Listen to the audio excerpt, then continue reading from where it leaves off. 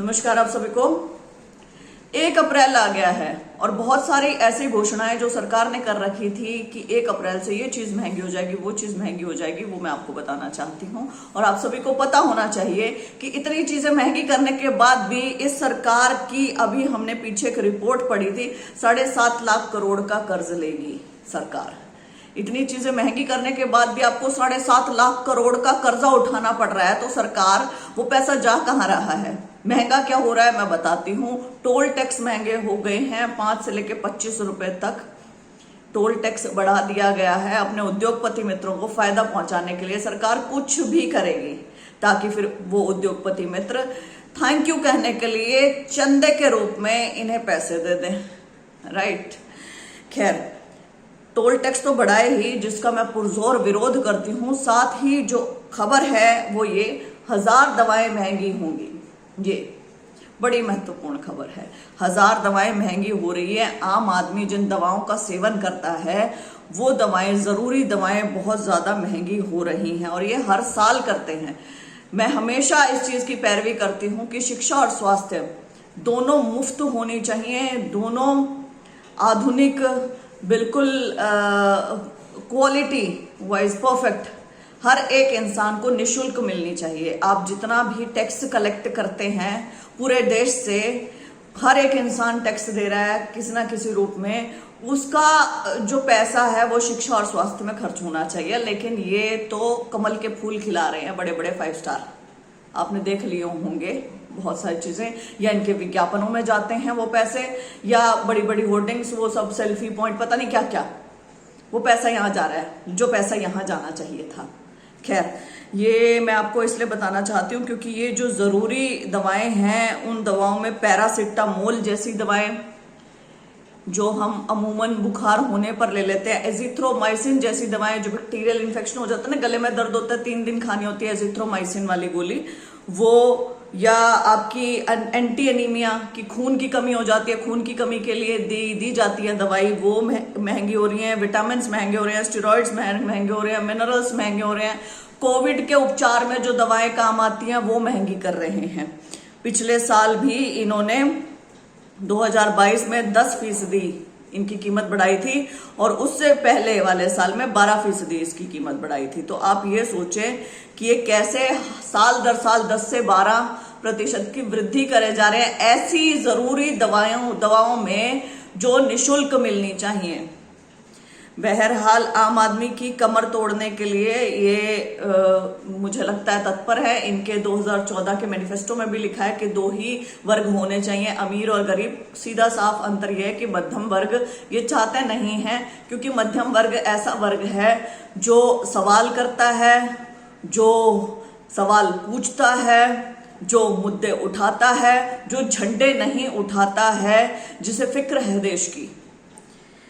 साथ ही इसके एक और बड़ी खबर यह भी है कि ये देखिए बैंक्स ने क्या किया है। बैंक्स ने 21,000 करोड़ रुपए कलेक्ट किए हैं आम इंसान से। ये चार्जेस लगाए गए हैं non maintenance of minimum balance, कि कहते हैं ना खाते में एक इतना अमाउंट होना चाहिए, नहीं हुआ तो तुम्हारे ऊपर फाइन लग जाएगा। तो वो वाला बैंकों ने कलेक्ट किया है। सरकारी बैंकों की मैं बात कर रही हूं और कुछ एक मेजर प्राइवेट सेक्टर बैंक की, कि 21,044 करोड़ रुपए। एडिशनल एटीएम ट्रांजैक्शंस, एक और इन्होंने नया फरमान जारी किया था कि 3 ट्रांजैक्शन के बाद एटीएम की, उसके बाद आपके ऊपर फाइन लगने लगेगा। तो उसके माध्यम से, उस फाइन के माध्यम से 8,279.32 करोड़ रुपए इन्होंने कलेक्ट किया। और एसएमएस सर्विस से, जो एसएमएस ये भेजते हैं उसके पैसे चार्ज करते हैं, उसकी सर्विस से 6,254.32 करोड़ रुपए कलेक्ट किए हैं। टोटल ये कलेक्शन हुआ है 35,587.68 करोड़ रुपए का बैंकों को फायदा हुआ है। और अल्टीमेटली वो फायदा किसको जाता है? आम इंसान इस पूरी व्यवस्था में क्यों नहीं है? आम इंसान इस पूरी व्यवस्था में महंगाई की मार सबसे ज्यादा झेल रहा है। आम इंसान हर तरीके से खत्म हो रहा है। हम टोल के पैसे, आप कहीं बैठे हैं, कहीं बीच में मध्य में बैठे हैं, आपको दिल्ली जाना हो, चंडीगढ़ जाना हो ना, तो जितना आपका तेल लग रहा है उतना आपका टोल लग रहा है। इतना मुश्किल हो गया है कहीं पर भी, किसी भी सिटी में जाना।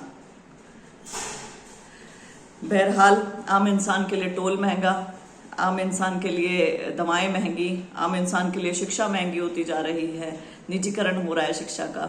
आम इंसान के लिए क्या चीज़ सस्ती रह गई है? आप दालें देख लें, आप सब्जी देख लें, आप फ्रूट देख लें, आप दूध देख लें, आप किसी भी चीज़ को देख लें, हर एक चीज़, दूध तो खैर बेचारे किसान इतना करते नहीं है, लेकिन आप हर एक चीज़ देखें ना कि क्या कुछ चीज़ें महंगी नहीं होती जा रही हैं। इसमें फ़ायदा किसको पहुंच रहा है? जो इन प्रोडक्ट्स को बनाता है, किसान है, जैसे खाद्य पदार्थों की बात कर रही हूँ, उनको फ़ायदा पहुंच रहा है क्या कुछ? इस पूरी व्यवस्था में कौन सबसे ज़्यादा, किसको फ़ायदा पहुंच रहा है? क्या हो रहा है? आम इंसान हर तरीके से, चाहे वो कोई भी हो, कोई भी, चाहे वो किसान हो, मजदूर हो, वो छोटा व्यापारी हो, वो छोटा दुकानदार हो, वो ख़त्म हो रहा है। उसके पास कुछ नहीं है बचने के लिए, बचाने के लिए। हैंड टू माउथ होते जा रहे हैं धीरे धीरे। अमीर और अमीर होते जा रहे हैं, गरीब और गरीब होते जा रहे हैं। जो सपना देखते थे कि अपना खुद का घर होना चाहिए, अपनी खुद की गाड़ी होनी चाहिए, वो इतना आसान नहीं रह गया है। जिंदगी सच में मुश्किल होती चली जा रही है, और ये ऐसे मुद्दे हैं जिन पर बात होनी चाहिए। सारा दिन आप यदि राजनीति की बातें करेंगे केवल कि मैं एक अकेला, मैं ऐसा, मुझ पर ऐसे आरोप लगाए जाते हैं, नेहरू ये करते थे, मैंने ये कर दिया, फला कर दिया, ढिमका कर दिया, और मुद्दों पर बात नहीं होगी, तो क्या औचित्य है? आप प्रधानमंत्री रहते हैं, 10 साल हो गए, लेकिन आप एक भी प्रेस कॉन्फ्रेंस नहीं करते हैं, आप एक भी सवाल का जवाब नहीं देते हैं। आपने हमेशा एक तरफा बात करी, अपनी बात करी, अपना ही आप गुणगान गाए जा रहे हैं, अपने बारे में ही बताए जा रहे हैं, सामने किसी की नहीं सुन रहे हैं। तो ये जो चीज़ें हैं ना, ये ठीक नहीं है।